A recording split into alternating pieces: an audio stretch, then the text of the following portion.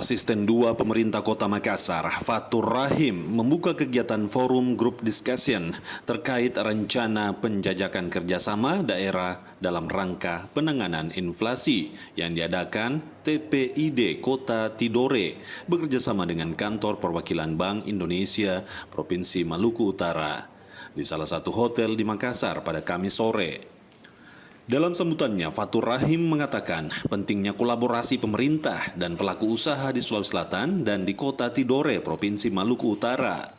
Fatur menjelaskan inflasi adalah fenomena ekonomi yang tak bisa dihindari dan mempengaruhi daya beli masyarakat secara signifikan. Upaya pengendalian inflasi mendapatkan perhatian khusus dari pemerintah dan pelaku usaha. Dia menuturkan pentingnya kolaborasi antara pemerintah dan pelaku usaha dalam mengatasi tantangan ini, serta pemerintah memiliki peran penting melalui Tim Pengendali Inflasi Pusat (TPIP) dan Tim Pengendali Inflasi Daerah (TPID). Fatur Rahim menambahkan, pemerintah Kota Tidore Provinsi Maluku Utara dan pemerintah Kota Makassar harus bersinergi untuk menciptakan lingkungan yang mendukung pertumbuhan ekonomi serta berkolaborasi dengan pelaku usaha.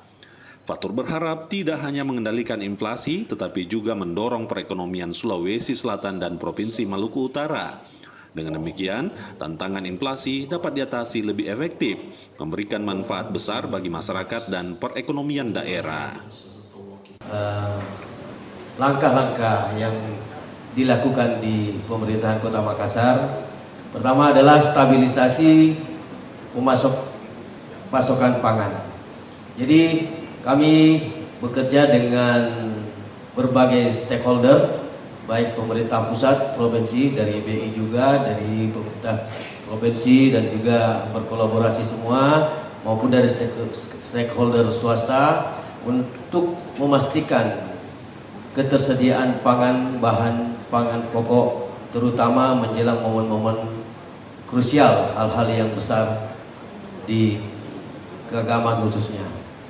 Ini tidak lepas daripada kiat dari teman-teman para SKPD dan juga dari bagian dan direktur, bagaimana pertama-tama menemukanali apa yang menjadi kebutuhan-kebutuhan dari pemerintah, dari masyarakat di Kota Makassar.